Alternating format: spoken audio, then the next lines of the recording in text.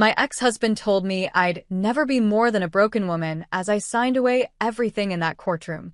My home, my career, my dignity. 6 months later, I was cleaning tables at a cafe, hiding my face from former clients who whispered and pointed. Then a man in a gray suit walked in and asked my name, and with those simple words, my entire world shattered and rebuilt itself in ways I never could have imagined. What happened next didn't just change my life.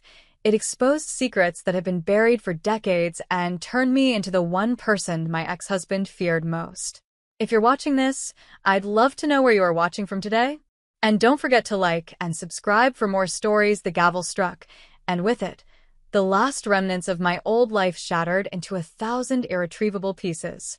I sat across from Ethan in that cold courtroom, watching his expensive lawyers exchange satisfied glances as I signed away everything. The house, the car, the savings account I'd built before we even met. All of it gone. His lawyers had made sure of that, twisting every clause, every loophole, until I had nothing left to fight with. Ethan leaned back in his chair, that familiar smirk playing at the corners of his mouth. The same smile that once made me feel loved now made my stomach turn. As I set down the pen, he leaned forward, his voice low enough that only I could hear. "You'll never be more than a broken woman, Anna." The words hit me like a physical blow. I wanted to scream, to throw something, to tell him exactly what I thought of him and his cruelty. But I just sat there, frozen, as the judge finalized our divorce. The sound of that gavel echoed in my chest like a funeral bell. Outside the courthouse, I loaded my few belongings into my decade-old sedan. The one thing they couldn't take because it was technically worthless. 3 boxes. That's what my marriage had been reduced to.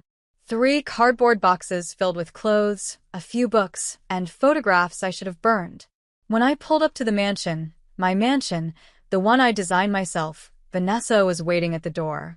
Ethan's new fiancée. She wore my old silk robe, the burgundy one I'd loved, and her smile was pure venom. "Don't forget anything," she said sweetly. "We're redecorating." I didn't respond. I couldn't. I just loaded the last box, climbed into my car, and drove away. In the rearview mirror, I watched the house, my dream home, shrink smaller and smaller until it disappeared completely. The apartment I could afford was a studio above a laundromat in the cheapest part of downtown. The walls were yellowed, the bathroom tiles cracked, and at night, I could hear every conversation from the neighbors on either side. But it was mine. Or at least it was all I had. Finding work was harder than I'd imagined. My reputation had been thoroughly destroyed. Ethan made sure of that.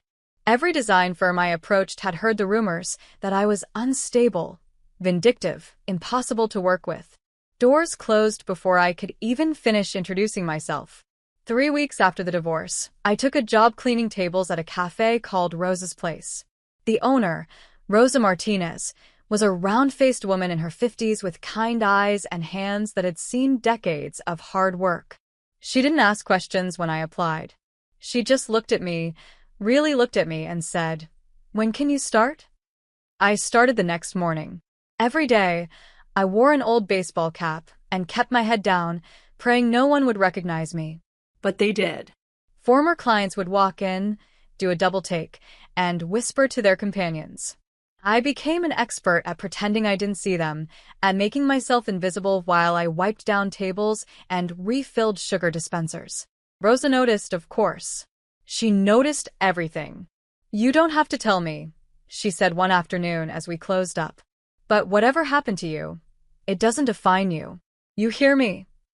I nodded, not trusting my voice. One evening, as I was serving coffee to the late-shift customers, the cafe door opened, and a man in a gray suit walked in. He was older, perhaps in his 60s, with silver hair and sharp, observant eyes. He sat in the corner booth and ordered black coffee, but I could feel him watching me throughout his visit. When I brought his cup, he looked up at me directly. "Anna Taylor?" My heart stopped. "Yes." He studied me for a long moment, then simply nodded, left a $20 bill for a $4 coffee, and walked out. Rosa cornered me in the kitchen immediately. "Who was that?" "I don't know." Men in suits don't just show up asking about you for no reason. You okay, honey? I'm fine, Elite. But I wasn't fine. That night, I couldn't sleep. I kept replaying the encounter, trying to remember if I'd seen him before. Had Ethan sent him? Was this some new way to humiliate me? The next morning, while organizing my apartment, I found an old handbag I hadn't used in months. Inside was an envelope still sealed. My hands trembled as I recognized the handwriting on the front. Richard Coleman, Ethan's father. The letter was dated a week before my divorce was finalized. Anna, come see me. It's important. RC. My chest tightened. I grabbed my phone and searched Richard Coleman's name. The first result made my blood run cold. Richard Coleman, CEO of Coleman Group, dies at 71. The article was dated 2 weeks ago. While I'd been signing away my life in that courtroom, Richard had been dying. And I'd never received his message. I stared at his photograph on the screen, a dignified man with Ethan's features but softer eyes. He'd always been kind to me at company events, asking about my design projects, actually listening when I spoke. Unlike his son, Richard saw people, not just their usefulness. And now he was gone. 2 days later, the man in the gray suit returned to Rosa's. It was late evening, almost closing time. Rosa had already left, trusting me to lock up. When he walked in, I recognized him immediately. "Are you Anna Taylor?" he asked again. "Yes." My voice was steadier this time. "My name is James Hale. I'm the legal executor of Richard Coleman's estate." He pulled out a business card. "I've been looking for you." I took the card with shaking hands. "Why?" Mr. Hale's expression was unreadable. "Because Richard Coleman named you as the sole heir to his entire estate. The mansion, the assets, and full ownership of the Coleman Group." He paused, letting the words sink in. "But there's one condition." The cafe seemed to tilt around me. That's impossible." "I assure you, Miss Taylor, it's quite real." He pulled out a leather portfolio. "However, you must agree to serve as CEO of the Coleman Group for 1 full year. If you quit or step down before then, everything, the company, the estate, all of it, reverts to Ethan Coleman." I laughed. It was a hollow, broken sound. "You're telling me I'm supposed to run a multi-million-dollar company? I can't even pay rent, Mr. Hale. I clean tables for a living." "That's exactly what Richard wanted to see," Mr. Hale said softly. "Whether you could stand where others said you couldn't." I didn't sleep that night. I sat on my lumpy mattress, staring at the business card Mr. Hale had given me, trying to make sense of the impossible choice before me. Take over a company I knew nothing about running, face Ethan's wrath, and risk complete humiliation, or walk away and keep cleaning tables for the rest of my life, knowing I'd turn down a chance at redemption. By dawn, I'd made my decision. Mr. Hale picked me up at noon in a Blacktown car that probably cost more than everything I owned. The drive to the Coleman estate took 40 minutes, winding through increasingly affluent neighborhoods until we reached the gated community where Ethan had grown up. The mansion was exactly as I remembered from the few times I'd visited: cold, modern, all glass and sharp angles. Nothing like the warm home I designed for Ethan and myself. This was a monument to wealth, not a place meant for living. The staff assembled in the foyer as we entered. They stared at me with expressions ranging from curiosity to outright hostility. I was wearing my nicest outfit, a dress I'd bought for job interviews that hadn't panned out, and I felt like an imposter. One of the maids, an older woman named Margaret, stepped forward. Her voice was barely a whisper, but I heard every word. "You're the woman he ruined." I met her gaze. Yes. "I am." Mr. Hale led me through the mansion, showing me Richard's study, the master bedroom, the garage with 3 cars I didn't know how to drive. Everything felt surreal, like I was walking through someone else's dream. In the study, I found photographs on the walls, images from company galas and charity events. In several of them, I appeared in the background, usually explaining a design concept or speaking with clients. Richard had kept them. He'd been watching. I opened the desk drawer and found a leather journal. The last entry was dated 3 days before his death. She saw beauty where Ethan saw control. If she's reading this, I made the right choice. My vision blurred with tears. Why me? I asked Mr. Hale. Why not a professional CEO? Someone qualified. You designed the flagship Coleman Towers, he replied. Every major project in the last 5 years used your concepts, even if Ethan took credit. Richard knew who really built his empire. The tears spilled over then. I'd thought everyone had forgotten that my work had been erased along with my marriage. News of the inheritance broke the next morning. My phone, which rarely rang anymore, exploded with notifications. Reporters, former colleagues, people I hadn't spoken to in years, suddenly very interested in my well-being. And then Ethan showed up. He stormed into the mansion without knocking, his face red with rage. Margaret tried to stop him, but he pushed past her, finding me in Richard's study. You conniving bitch, he snarled. You manipulated him. You. I didn't even know, I said quietly. I found out 2 days ago. You think you can handle what I built? He stepped closer, trying to intimidate me the way he used to. You're nothing. You'll destroy everything within a month. I stood up, meeting his eyes. Something had shifted in me. Maybe it was Richard's faith, or maybe I'd just hit the bottom hard enough to bounce back. I'm not handling your empire, Ethan. I'm reclaiming mine. He left, but I knew this was just the beginning. The first board meeting was a disaster. 12 directors, all men, all loyal to Ethan. They sat around the massive conference table, arms crossed, barely concealing their contempt. With all due respect, one of them began, which meant no respect at all. A cleaner running the Coleman Group? This is a joke. Another chimed in. We should contest the will. Richard was clearly not in his right mind. I sat at the head of the table, Richard's chair, and listened. I took notes. I didn't argue or defend myself. I just watched and learned who would be my enemies. As the meeting ended, a younger executive lingered behind. Daniel Cho, the nameplate on his folder read. He waited until we were alone. Miss Taylor, I worked directly under Richard for 3 years. He talked about you often. Daniel's voice was respectful. He always said you had more spine than his son. I believe him. Thank you. I managed. I'm on your side, he said simply. Whatever you need. Over the next week, I barely slept. Daniel helped me understand the company's structure, the ongoing projects, the financial reports. It was overwhelming, but gradually, patterns emerged. And then I found it.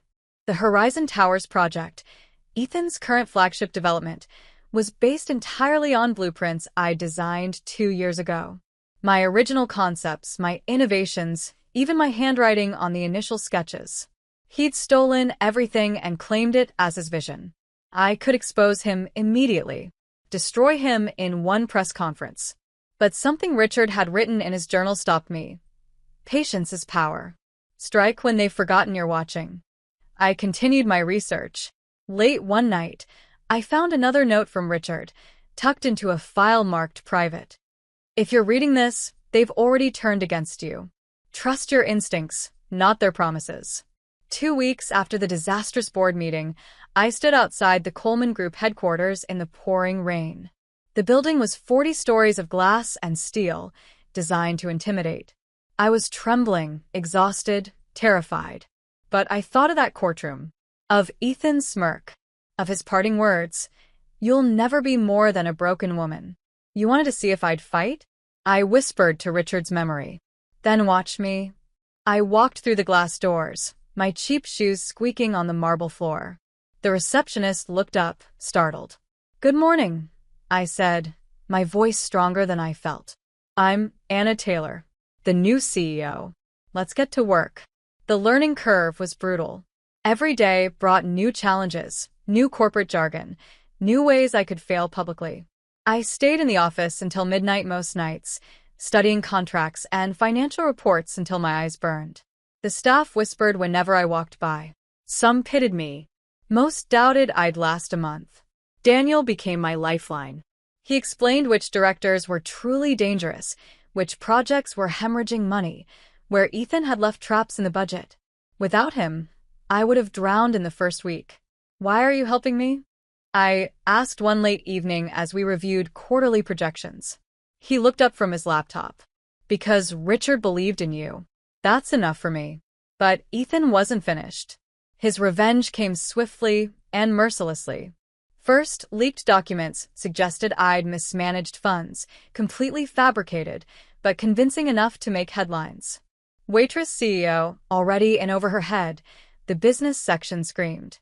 Then, anonymous sources told reporters I'd had an inappropriate relationship with Richard, a disgusting lie that made my skin crawl but was impossible to completely disprove. Finally, someone, probably Ethan, filed a complaint with the SEC, triggering an investigation into the company's finances. Legitimate business ground to a halt as auditors descended on our offices. I wanted to quit. Every morning, I woke up wanting to walk away. But then Rosa came to visit. She showed up at the mansion unannounced, carrying a box of pastries from the cafe.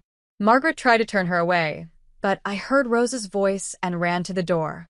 "Honey," she said, pulling me into a tight hug. "You look terrible." I laughed and cried at the same time. We sat in Richard's study, and I told her everything. The sabotage, the media's attacks, the constant fear of failure. "You're not fighting for money," Rosa said firmly. "You're fighting for your name. For every woman who was told she wasn't good enough." She squeezed my hand. "Don't you dare give them the satisfaction of watching you quit." That night, Daniel and I made a breakthrough. Hidden in old financial records, we found a secret account tied to Ethan's name. He'd been embezzling from his father's company for years, millions of dollars funneled into offshore accounts. "This is it," Daniel said, excitement in his voice. "This destroys him." "Not yet," I said, thinking of Richard's advice. "If we reveal this now, the scandal could take down the entire company. We need to be strategic." 3 days later, I discovered a betrayal much closer to home. Margaret, the maid who'd called me the woman he ruined, had been recording my private meetings. She'd leaked my confidential conversations to Ethan, giving him advance warning of every move I planned. Instead of firing her immediately, I set a trap. In a meeting I knew she was recording, I revealed fake plans to restructure the company, plans that would only benefit Ethan if he acted on them immediately. He took the bait. Within days, Ethan began selling off assets based on my false information, weakening his own financial position while I quietly strengthened mine. But he wasn't done fighting. The investor presentation was supposed to be my moment to prove myself. I'd prepared for weeks, building a comprehensive strategy to take the Coleman Group in a new direction: sustainable development, ethical construction practices, community investment. Everything Richard had dreamed of, but never implemented. I stood before 200 investors, dressed in a suit Daniel had helped me pick out, trying to project confidence I didn't feel. Halfway through my presentation, the door burst open. Ethan strode in, flanked by 2 lawyers, his expression furious. "This meeting is over," he announced. "This woman has no legal right to represent the Coleman Group." The room erupted in confusion. Investors began talking all at once. I gripped the podium, my carefully prepared speech forgotten. "Mr. Coleman," I said, my voice cutting through the noise, "you were removed from this company 2 years before your father's death. You have no authority here." "My father was mentally compromised when he made that ridiculous will," Ethan shot back. "Everyone knows you manipulated." "Your father was the sharpest mind in this industry until the day he died," I interrupted. "And he saw what you really are." I turned back to the investors. "If you'll allow me to continue, I'd like to show you something your previous CEO never wanted you to see." On the screen behind me, I displayed Richard's sustainability proposal, a project he designed years ago that Ethan had buried because it would reduce short-term profits. Next to it, I showed my own updated version, incorporating modern technology and community partnerships. "This is the future Richard Coleman envisioned," I said. "Not maximum profit at any cost, but responsible growth that benefits everyone. This is the company I intend to build." The investors were silent for a long moment. Then, from the back of the room, one began to clap. Others joined. Within seconds, the applause was deafening. Ethan's face went pale. He turned and walked out, his lawyers scrambling to follow. I finished the presentation in a daze. When it ended, 3 major investors approached me with handshake agreements to fund the new sustainable initiative. Daniel stood in the back, grinning. The media narrative began to shift. From cafe cleaner to CEO. The woman who revived Coleman Group, Forbes wrote. The Wall Street Journal published a profile titled Anna Taylor's Unlikely Empire. Public opinion was turning in my favor. Social media exploded with support, particularly from women who saw their own struggles reflected in my story. But I knew Ethan wouldn't stop. The more I succeeded, the more desperate he'd become. Late one night, I found another entry in Richard's journal. This one was dated just a week before his death. Legacy belongs to integrity, not blood. I only wish I'd had the courage to admit this while Ethan was young enough to learn. By giving Anna what he wanted most, perhaps I can teach him what truly matters, though I fear it's too late. I closed the journal, feeling the weight of Richard's hopes on my shoulders. The next morning, I sent Ethan a carefully crafted email. It contained false information suggesting Daniel was secretly working against me, stealing company secrets. It was bait, obvious bait to anyone thinking clearly. But Ethan was past thinking clearly. He responded within an hour, forwarding my email to his lawyers and accidentally including a thread where he detailed his own illegal activities, bribes, fraud, manipulation of stock prices. He'd been so eager to use my supposed weakness against me that he'd exposed himself completely. I'd set up hidden cameras to record the exchange. Every word, every incriminating detail, captured in high definition. I sat back in Richard's chair, staring at the evidence on my screen. This was it. The ammunition I needed to destroy Ethan forever. But somehow, victory felt hollow. I thought I'd feel triumphant when this moment came. Instead, I just felt tired. Daniel knocked and entered. "Are you ready?" "Ready for what?" "To end this," he said quietly. "We have everything we need." I looked at the evidence again, proof of Ethan's crimes, his lies, his systematic destruction of everything his father built. "Then let's finish it," I said. Ethan's counterattack came from an unexpected angle. His lawyers filed a motion claiming Richards was fraudulent, that I'd manipulated a dying man for control of his empire. They subpoenaed medical records, interviewed nurses, and built a case suggesting Richard had been mentally incompetent when he made his final decisions. The courtroom became a circus. Media camped outside the courthouse. Every day brought new headlines, new accusations, new ways my character could be questioned. "Miss Taylor," Ethan's lead attorney said during cross-examination, "isn't it true you visited Richard Coleman multiple times in the months before his death?" No, irraplia calmly. "I last saw Richard at a company gala 14 months before he passed. I was still married to his son at the time." "But you sent him messages, didn't you?" "Emails. I sent him design proposals for company projects. That was my job." The lawyer smiled, shark-like. "Or were you ingratiating yourself to a vulnerable, dying man?" I felt my composure crack. Richard Coleman was not vulnerable. He was brilliant and kind, and he saw through his son's manipulation years before I did. "Objection," Ethan's lawyer shouted, but the damage was done. Under the constant pressure, I began to doubt everything. Late at night in the mansion, I stared at Richard's portrait in the study and asked the question that haunted me. Did you choose me out of faith, or just to spite your son? Daniel found me there one evening, tears streaming down my face. "He trusted your soul, not your name," Daniel said gently. "I saw it every day. The way he lit up when discussing your designs. The way he defended you even after the divorce. This wasn't spite, Anna. This was love." But the public assault continued. Someone leaked a video of me crying alone after a particularly brutal board meeting. The footage showed me at my most vulnerable, makeup smeared, shoulders shaking with sobs. The media mocked me. "Breaking down already?" One headline read, "CEO can't handle the pressure," said another.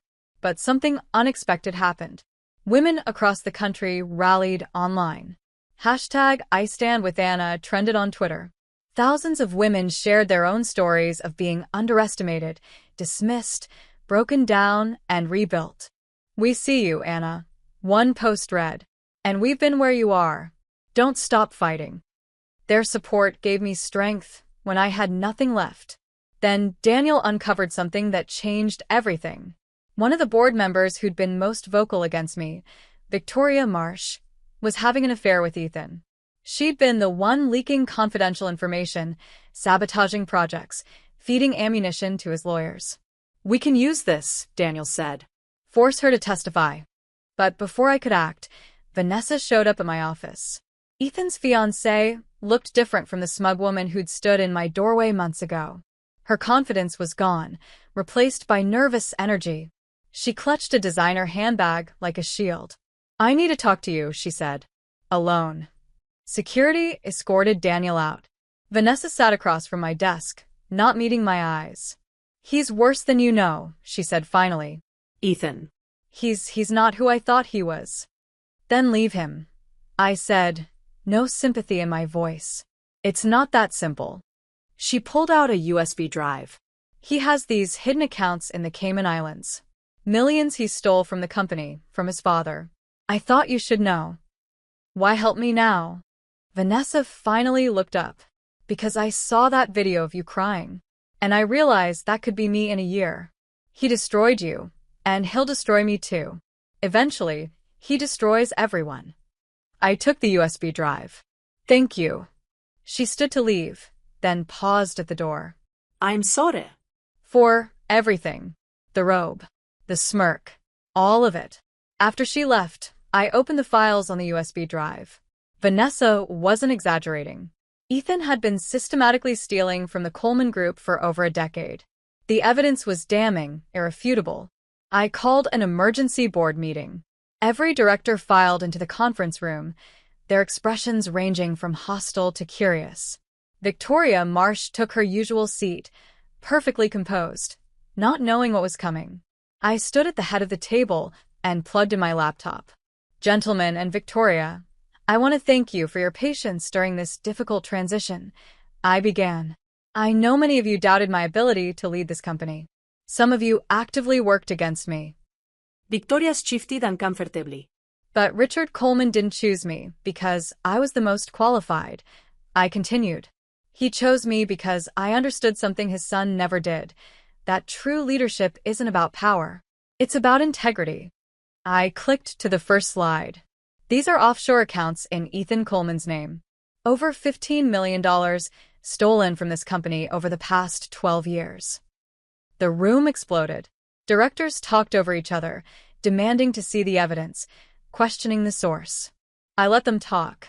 Then I clicked to the next slide, Richard's handwritten journal entry, the one about integrity and legacy. This is what your real heir looks like, I said quietly. A man who stole from his own father, who manipulated everyone around him, who would destroy this entire company if it meant getting what he wanted. Victoria stood abruptly. This is absurd. You're fabricating. Sit down, Victoria, I said coldly. Or would you like me to share the phone records between you and Ethan? The ones where you coordinated leaking my confidential meetings. Her face went white. She sat. The authorities have been notified. I continued. Ethan Coleman will be arrested within the hour.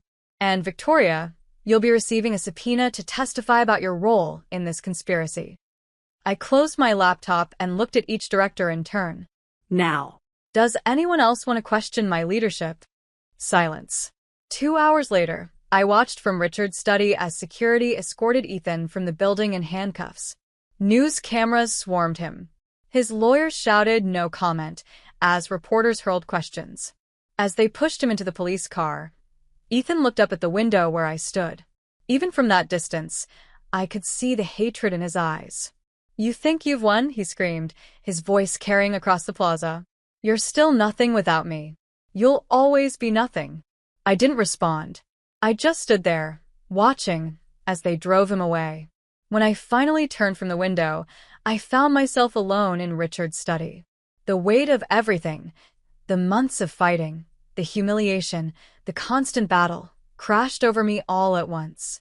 I collapsed into Richard's chair and sobbed. Great, heaving sobs that seemed to tear something loose inside me. For the first time since that courtroom, I let myself feel the full magnitude of what I'd been through. "You believed in me when I couldn't believe in myself," I whispered to Richard's portrait. "I hope I made you proud." The next morning, I visited Rose's cafe one last time. She was behind the counter, the same warm smile on her face, completely unaware of everything that had happened. "Anna," she exclaimed, "haven't seen you in ages. Coffee?" "Actually," I said, sliding an envelope across the counter, "I came to give you something." Inside was a deed, the cafe building, purchased in Rose's name. "What is this?" she asked, confused. "You gave me work when no one else would," I said, my voice thick with emotion. "You treated me like a person when the rest of the world treated me like garbage. I can never repay that, but this is a start." Rose's eyes filled with tears. "Honey, I can't." "You can," I insisted. "The building is yours. No rent, no mortgage. Just keep being the wonderful person you are." We hugged for a long time, both of us crying. As I left the cafe, I felt lighter than I had in months. The battle wasn't over. There would be trials, testimonies, endless legal proceedings. But the war was won. I walked through the Coleman Group headquarters the next day with my head high. Sunlight streamed through the glass atrium, casting everything in gold. Employees looked up as I passed, and for the first time, there was no mockery in their eyes. Some nodded respectfully. Others smiled. I was no longer the broken woman Ethan had promised I'd always be. I was Anna Taylor, designer, CEO, survivor. But as I settled into my office, I noticed something that made my blood run cold. A car was parked across the street, its driver watching the building. Watching me. My phone buzzed with a text from an unknown number. "You think it's over?" "It's only beginning." I stared at the message, my triumph suddenly uncertain. Richard's empire was mine. Ethan was defeated. But somewhere out there, a new threat was waiting. And this time, I had everything to lose. The car was still there the next morning. And the morning after that. Security reported a man repeatedly parking near the headquarters, always watching, never approaching. I told myself it was paranoia, residual fear from months of Ethan's attacks. But the feeling of being hunted wouldn't leave me. Then the letter arrived. It appeared on my desk one morning, placed carefully on top of my other mail. No postage. No return address. Just my name in elegant script across the front. Inside, a single line, "Richard's promise wasn't just to you." My hands trembled as I called Mr. Hale. "There's been a development," he said carefully when he arrived at my office an hour later. "Another individual has come forward. He claims to be Richard Coleman's heir." The room seemed to tilt. What? "That's impossible. His name is Liam Grayson." Hale opened his briefcase and pulled out a file. "He says he's Richard's illegitimate son from a relationship decades ago. He has documentation, birth certificates, photos, letters from Richard." I stared at the photograph in the file. The man looked to be in his late 30s, with Richard's strong jawline and the same intense eyes. The resemblance was undeniable. "Is it real?" I whispered. "The documents appear authentic," Hale admitted. "But there are inconsistencies. I'm investigating, but if his claim holds up legally, everything I've built crumbles." I finished his sentence. The board meeting that afternoon was chaos. Directors who'd finally accepted my leadership now questioned everything. Investors began making nervous calls. The media, always hungry for drama, pounced on the story. "Secret Son challenges waitress CEO." The headline screamed. "Coleman Empire in turmoil as new heir emerges." "We need to see proof," one director insisted. "If this man is Richard's biological son, then what?" I interrupted. "I've spent a year rebuilding this company. You want to hand it over to a stranger?" "A stranger with a blood claim," Victoria's replacement pointed out. "That's not nothing." I wanted to scream. Instead, I gathered my notes and stood. "I'm not stepping down. If Mr. Grayson wants to challenge my position, he can do it legally. Until then, we continue as planned." But the damage was spreading. Investors pulled back from the Sustainable Development Project. Stock prices fluctuated wildly. Everything I'd worked for was suddenly uncertain. Daniel found me in Richard's study that evening, staring at the portrait. "You can't let them see you doubt yourself," he said gently. "What if he's telling the truth?" I asked. "What if Richard had another family, another son who deserves this more than I do?" "You deserve this because you earned it," Daniel insisted. "Blood doesn't make you worthy. Actions do." 2 days later, Liam Grayson came to the mansion. He arrived in a silver Mercedes, dressed in an immaculate suit that probably cost more than my first car. Security called ahead, and I watched from the window as he approached the front entrance with quiet confidence. Margaret showed him to the study. When he walked in, I felt my breath catch. The resemblance to Richard was stunning, not just in appearance, but in the way he moved, the calm authority he projected. "Miss Taylor," he said, extending his hand. "Thank you for seeing me." His handshake was firm but not aggressive. His smile seemed genuine. But I'd learned to distrust charm. "Mr. Grayson, you've caused quite a stir." "I don't want your empire," he said, settling into the chair across from me. "I only want what's rightfully mine. My father supported my mother and me for 30 years. Surely you can understand wanting to claim your inheritance." His words were reasonable. His tone was measured. But something about him made my skin crawl. "If you're Richard's son, why wait until now?" I asked. I didn't know he'd passed until recently. My mother kept me away from his public life. She didn't want the scandal. He leaned forward, his expression earnest. "I'm not here to destroy what you've built. I respect what you've accomplished. I almost wish the company were truly yours." That last sentence hung in the air like a threat wrapped in velvet. After he left, I couldn't shake the feeling that I'd been manipulated. Everything he said was perfect, too perfect, like lines rehearsed for maximum impact. Daniel was already digging into Liam's background when I called him that night. "I found something," he said, his voice tight. "Liam Grayson is backed by a private investment group, Meridian Capital. Want to guess who's their silent partner?" My stomach dropped. No. "Someone connected to Ethan. I don't have proof yet, but the money trail leads back to some of his old associates." So this was Ethan's final revenge.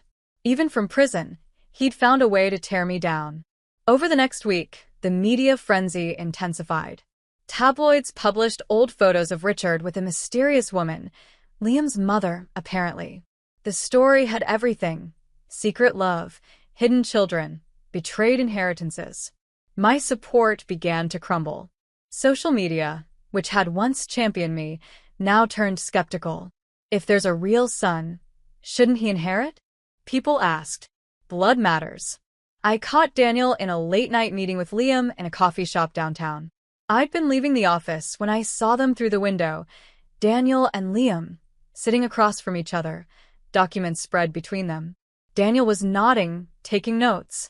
I pushed through the door, my heart pounding. What the hell is this? Daniel looked up, guilty surprise flashing across his face. Liam simply smiled. "Anna, wait," Daniel started. "Whose side are you on?" I demanded, my voice shaking. "After everything." "Let me explain." "Get out," I said to Daniel. "You're fired." Liam stood, gathering his papers. "Miss Taylor, this isn't what it looks like. Both of you, Get out." I drove home in a haze of anger and betrayal. Daniel had been my only ally, the only person I'd truly trusted. And now he'd been secretly meeting with the man trying to take everything from me. That night, I couldn't sleep. I paced the mansion, feeling the walls close in. Without Daniel, without proof to counter Liam's claim, how could I possibly survive? At dawn, I found myself back at Rose's cafe. She was opening up just like always. "Honey, you look terrible," she said, pulling me into a hug. "I think I'm about to lose everything," I whispered. We sat at the same table where I used to clean, and I told her everything. The mysterious heir, Daniel's betrayal, the crumbling foundation of my new life. "Guess I've come full circle," I said bitterly. "Back where I started." Rosa reached across the table and gripped my hand. "Not full circle, honey. full strength. You're not the same broken woman who walked in here a year ago. You've got fight in you now. But what if I'm fighting for something that was never mine? Then you walk away with your head held high, knowing you gave it everything. She squeezed my hand. But I don't think that's what's happening here. I think someone's trying to make you quit. Her words stayed with me as I drove back to the mansion. Someone was trying to make me quit. Ethan's final lesson: if he couldn't have the empire, I shouldn't either. Mr. Hale was waiting when I arrived. I need to show you something, he said, leading me to Richard's study. He opened the safe, one I hadn't known existed, and pulled out a sealed envelope. Richard left instructions. This was only to be opened if someone challenged your claim to the inheritance. He handed it to me. He knew this might happen. Inside was a letter in Richard's handwriting. Anna, if you're reading this, someone has tried to take what I gave you. Don't trust everything you see. Trust what you know to be true. Look for the key where we first understood each other. Where you first understood each other? Hale asked. What does that mean? I closed my eyes, thinking back. Where had Richard and I truly connected? Then I remembered a company gala 3 years ago. We'd both escaped to the design library, tired of small talk. We'd spent an hour discussing architecture, philosophy, the purpose of creating beautiful spaces. He'd told me buildings should serve humanity, not ego. The design library, I said. At the old headquarters. The building had been converted into archives after the company moved. Hale and I drove there immediately, searching through rooms of old files and abandoned furniture. In the library, I found it, a hollowed-out book on the shelf where Richard and I had once stood.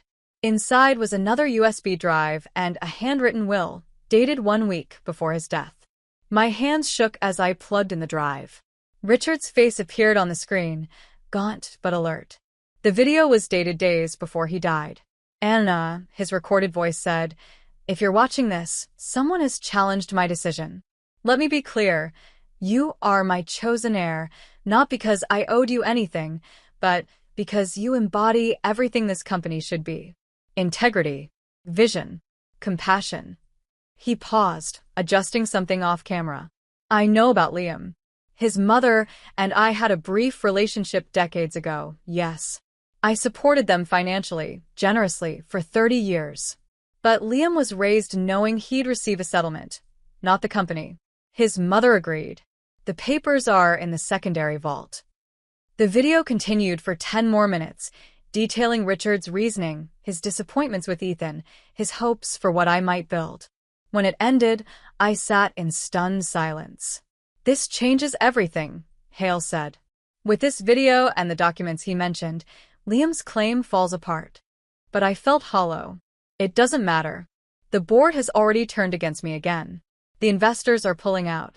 Even if we prove Liam's claim is false, the damage is done. The hearing was set for the following week. Liam's lawyers had filed formal challenges. Mine had countered. The courtroom would decide the fate of the Coleman empire. The night before, the Coleman Group headquarters caught fire.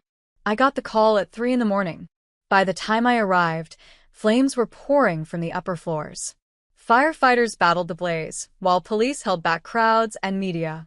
The evidence, I gasped, grabbing the fire chief. Richard's archives. They're on the 7th floor. Ma'am, the building isn't safe. I ran toward the entrance. Security tried to stop me, but I pushed past them. Smoke filled the lobby. Alarms shrieked. Through the chaos, I saw the stairwell door. Daniel appeared out of nowhere, grabbing my arm. Anna, stop. You'll die in there. Let me go. I struggled against him. Everything we need to prove Richard's will is in there. It's not worth your life. It's worth everything. A firefighter tackled me before I could reach the stairs. I fought, screaming, as they dragged me back outside. Daniel held me as I collapsed, watching the building burn. But then I saw it, a fireproof box near the entrance, partially hidden by debris. I broke free and ran toward it before anyone could stop me. The heat was incredible. Smoke burned my lungs. My hands blistered as I grabbed the box, but I held on, stumbling back toward the entrance as a beam crashed behind me. Paramedics descended immediately, treating my burns, checking for smoke inhalation. But I clutched the box, refusing to let go. Inside was Richard's original ledgers, handwritten records of his support for Liam's mother, including her signed agreement that Liam would receive a financial settlement but no claim to the company. And a USB drive labeled in Richard's writing, for the one who stayed when all others left. Daniel sat beside me in the ambulance, his face streaked with soot. "I wasn't betraying you," he said quietly. "I was pretending to work with Liam to expose his financiers. They're laundering money through his claim, Anna. I have proof." I looked at him, really looked at him. His eyes were red, whether from smoke or tears. "Why didn't you tell me?" "Because I needed you to react naturally. If Liam suspected you knew I was a double agent, he'd have disappeared with all the evidence." He pulled out his phone, showing me recordings of meetings, bank transfers, incriminating conversations. "I'm sorry I hurt you, but I was trying to protect you." A tear ran down my cheek. "I fired you. I know. But I never stopped working for you." He took my bandaged hand carefully. "This time I lead, and you follow my terms. That's what you said, remember? I followed your terms, even when it cost me your trust." The ambulance took us to the hospital. My burns were second degree, but manageable. The smoke inhalation would heal, but the emotional exhaustion was overwhelming. Rosa arrived as they were bandaging my hands, Margaret trailing behind her with surprising concern. "You crazy girl," Rosa said, tears in her eyes. "Running into a burning building." "I had to save Richard's legacy." "Richard's legacy is you," she insisted. "Not some papers. You." Margaret stepped forward hesitantly. "Miss Taylor, I'm sorry. For everything. For recording you, for helping Ethan. You showed me more grace than I deserved when you could have destroyed me." I looked at her, this woman who'd betrayed me, and felt only exhaustion. We all make choices we regret. The fire investigation concluded it was arson. Security footage showed someone entering the building hours before the fire started. The figure was obscured, but the timing matched Liam's known movements. Police arrested him the next morning. Under questioning, he confessed, not to the arson directly, but to the larger conspiracy. He'd been hired by Ethan's former business partners to destabilize the company, create chaos, and force a hostile takeover. The investment group backing him was exposed. Money laundering, securities fraud, conspiracy. But the damage to the Coleman Group was catastrophic. Investors fled. Stock prices plummeted. The Sustainable Development Project was canceled. Everything I'd built was collapsing. The board called for my resignation. Again. I sat in that conference room, burned hands bandaged, exhausted beyond words, and looked at each director. "I almost died saving this company," I said quietly, "while the person you were ready to hand it over to was trying to burn it down. If you want my resignation, you'll have to take it by force. Because I'm not quitting." The room was silent. "Then we vote," one director said. "All in favor of removing Anna Taylor as CEO?" For hands went up. 6 remained down. Y de surviva. Barely. The courtroom was packed for the final hearing. Media lined the walls. Liam sat with his lawyers, confident despite the arson charges. I sat with Daniel and Mr. Hale, my bandaged hands folded in my lap. Liam's lawyers presented their case first: DNA evidence, birth certificates, photos of Richard with Liam's mother. It was compelling, emotional. Several jury members nodded sympathetically. Then it was our turn. Mr. Hale stood, projecting Richard's video testimony onto screens throughout the courtroom. The room went completely silent as Richard spoke from beyond the grave, explaining his relationship with Liam's mother, the financial arrangement, the legal agreement that Liam would receive money, but not the company. "Blood doesn't define worth," Richard's recorded voice said clearly. "Loyalty does. Anna Taylor protected what my own son tried to destroy. She fought for this company when she had nothing to gain and everything to lose. That is the character of a true leader." When the video ended, Hale presented the documents. 30 years of financial records showing Richard had given Liam's mother over $5 million in support. And a signed agreement from Liam's mother acknowledging this, was her son's full inheritance. The plaintiff received his inheritance years ago, Hale concluded. This case is about greed, not justice. Liam's lawyer tried to counter, but the evidence was overwhelming. Then Daniel took the stand, presenting his recordings of Liam's meetings with the investment group. He knew from the beginning he had no legal claim, Daniel testified. This was always about destabilizing the company for a hostile takeover. The arson was meant to destroy evidence and create chaos so his backers could swoop in and buy the company for pennies on the dollar. Liam's composure finally cracked. As his lawyer desperately tried to object, Liam stood up, red-faced. "She stole my birthright," he shouted. "I'm his son, his blood. That company should be mine." The judge's gavel cracked like thunder. "Mr. Grayson, sit down." But Liam kept shouting, all pretense of charm gone. "Everything I did was justified. She's nobody, just some waitress who seduced a dying old man." Security moved toward him as his lawyers tried to pull him back into his seat. "I'm Richard Coleman's son," he screamed as they escorted him out. "I deserve." The doors closed, cutting off his voice. The courtroom erupted in whispers. I sat motionless, barely breathing. When order was restored, the judge reviewed the evidence one final time. Based on the documentation presented, including Richard Coleman's video testimony and the signed agreement with the plaintiff's mother, I rule in favor of the defendant. Anna Taylor is confirmed as the rightful heir to the Coleman Group and all associated assets. Furthermore, I'm recommending the plaintiff face additional charges related to conspiracy and fraud. The gavel fell. I collapsed against Daniel, relief and exhaustion washing over me in equal measure. Rosa was sobbing in the gallery. Mr. Hale allowed himself a small smile, but the victory felt bittersweet. So much had been destroyed in the fight to protect it. Outside the courthouse, reporters mobbed us. "Ms. Taylor, how does it feel to win? What's next for the Coleman Group? Will you pursue charges against Ethan Coleman for his role in this conspiracy?" I raised my bandaged hands, and they quieted. Richard Coleman believed that empires built on compassion outlive those built on pride, I said. That's the legacy I intend to continue. Not revenge, not power, just honest work and integrity. The headlines the next day read, "The woman they tried to break now owns the empire they stole." But I knew the real work was just beginning. The court revealed during sentencing that Ethan had orchestrated Liam's claim from prison. He'd connected Liam with the investment group, funded the legal challenge, and likely ordered the arson when it became clear Liam's case was failing. His sentence was extended. 20 years became 35. I should have felt satisfaction, but I only felt sad. Sad for the man he could have been if he'd chosen differently. I visited Richard's grave one last time before moving forward. White roses in hand, I stood before the simple headstone. "You saw something in me I never saw in myself," I whispered. "But I earned it now. I promise to honor what you built, not by preserving it exactly as it was, but by making it what it should have been."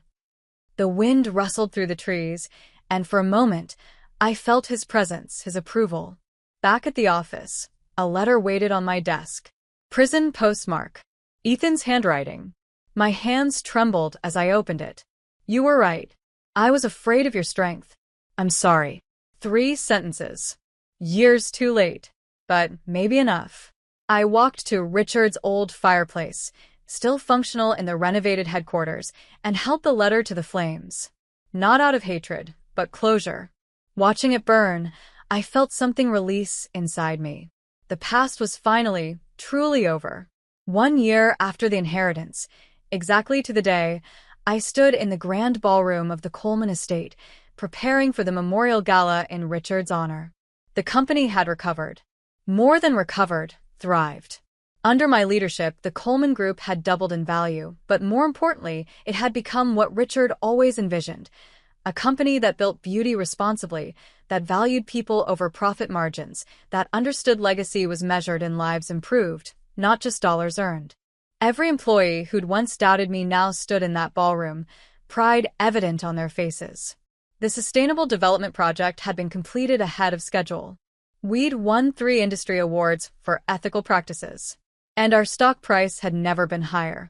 But the gala wasn't about celebrating my success. It was about honoring the man who'd made it possible. I stepped to the podium as the crowd quieted. Richard Coleman once told me that buildings should serve humanity, not ego, I began. At the time, I thought he was talking about architecture. Now I understand he was talking about life, about purpose, about the structures we build in our souls. I paused, emotion threatening to overwhelm me. They called me broken, and I'd been shattered by betrayal, stripped of everything I'd built, told I'd never be more than a failure. I looked out at the crowd, seeing Rosa dabbing her eyes, Daniel watching with quiet pride, even Margaret nodding encouragement. But what they didn't know is, cracks let the light in, and Richard saw that light when no one else did.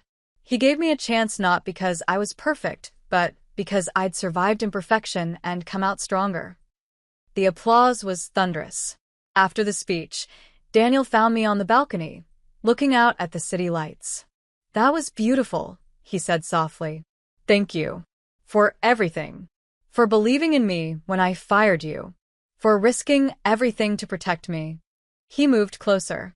"Anna, I need to tell you something." I turned to face him, seeing vulnerability in his eyes that mirrored my own. "I'm in love with you," he said simply. "I have been for months. Maybe longer. I know the timing might not be right, and I know you've been through hell, but I couldn't let another day pass without." I pressed my finger to his lips, silencing him. "Maybe one day," I said gently. "But right now, I belong to the woman I'm still becoming. I need to stand on my own, be completely whole, before I can share my life with someone." Pain flashed across his face, but he nodded. "I understand. And I'll wait. However long it takes. You might be waiting forever. Then I'll wait forever." He smiled sadly. "Some things are worth it." Inside, Rosa found me near the portrait I'd commissioned, not of Richard or Ethan, but of the cafe where my second life had begun. The plaque beneath it read, "Where resilience was born." "You remembered," Rosa said, touching the frame gently. "How could I forget? You gave me work when I had nothing, dignity when I felt worthless.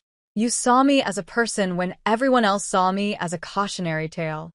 And look at you now." Rosa pulled me into a hug. "Running an empire in high heels." I laughed. "Comfortable heels. I learned that lesson." The gala continued late into the night. Investors I'd impressed. Employees I'd mentored. Community leaders whose neighborhoods had been transformed by our sustainable projects. They all wanted to thank me, congratulate me, tell me how inspiring my story was. But the words that meant the most came from a young woman who approached me as the event was ending. "Miss Taylor, I'm sorry to bother you." "You're not bothering me," I assured her. "I just wanted to say, I was fired from my job last year. Lost everything. I was living in my car when I read about you. About how you went from cleaning tables to running a company." Tears filled her eyes. "You made me believe I could survive. So I started over. I'm in college now, studying business. And someday, I'm going to build something that matters." I took her hands. "You already have. You survived. That matters more than anything." After she left, I found myself alone in Richard's study. His portrait watched me with those kind, knowing eyes. On the desk was a letter from Ethan, one I'd received that morning but hadn't opened. Unlike the apology, this one was thicker. Inside were pages of honest reflection. How he'd been raised to value power over people. How his father's love had seemed conditional on success. How watching me succeed where he'd failed had forced him to confront the man he'd become. "You were everything I pretended to be," he'd written. And that terrified me. "I'm sorry isn't enough. But it's all I have." I folded the letter carefully and placed it in Richard's desk drawer. Not forgiveness, exactly, but acknowledgement that people were more complex than their worst choices. The following week, I announced the rebranding of the Coleman Group to the Taylor Coleman Foundation. The old name would survive, honoring Richard's legacy, but my mark would define its future. Our new mission statement: building spaces that serve humanity, led by those who understand resilience. The media coverage was overwhelming. My story had resonated beyond business circles. Women's organizations invited me to speak. Universities wanted me for commencement addresses. A publisher offered a book deal. But the invitation I accepted was the simplest one. Rosa's Cafe had expanded into a small chain, Heart and Field, named after my mother's maiden name. She asked me to cut the ribbon at the newest location. I stood before the modest storefront in a working-class neighborhood, scissors in hand, surrounded by local families and young entrepreneurs who reminded me of myself a year ago. "This cafe represents second chances," I said to the small crowd. "My friend Rosa gave me one when I had nowhere else to turn. Now we're creating spaces where others can find theirs. Where being broken isn't the end of your story, it's the beginning." I cut the ribbon, and the crowd cheered. Inside, I noticed a young woman nervously filling out a job application at the counter. She wore clothes that had seen better days. Her hands shook slightly as she wrote. I walked over and sat beside her. "First job?" I asked gently. She looked up, startled, then recognized me. Her eyes went wide. "Miss Taylor, I didn't expect. I'm sorry, I'll get out of your way." "You're exactly where you should be," I said, putting my hand over hers to still the shaking. "We all start somewhere." She smiled, a fragile, hopeful expression that reminded me so much of myself in this same position. As I left the cafe, I paused at the door and looked back. The young woman was laughing with Rosa now, some of her nervousness fading. The cafe was full of people starting over, finding their footing, discovering that rock bottom could become a foundation. I walked out into the morning sunlight, the city stretching before me full of possibility. My phone buzzed with notifications, board meetings, interviews, contracts waiting for signatures. The work never stopped. The empire needed constant attention. But I was no longer afraid of it. No longer uncertain of my place. I was Anna Taylor. Designer. Asa. Survivor. Once broken. Now unbreakable. I turned my face to the sun, feeling its warmth, and smiled. The future waited, and for the first time in years, I was ready for it. Behind me, the cafe door chimed as another person entered, seeking their own second chance. The cycle continued. And somewhere, I believed Richard was watching, proud of the legacy he'd left, not in buildings or balance sheets, but in the lives transformed by believing that anyone could rise, regardless of where they started. Sometimes losing everything is how the universe gives you back yourself. I walked forward into my new day, whole and healed, ready to build something that would outlast us all. When someone breaks you down to nothing, do you owe them forgiveness when you rise again? Or is moving forward without them the truest form of freedom? If this story resonated with you, hit that like button and subscribe for more tales of transformation that prove your lowest moment might just be your greatest beginning.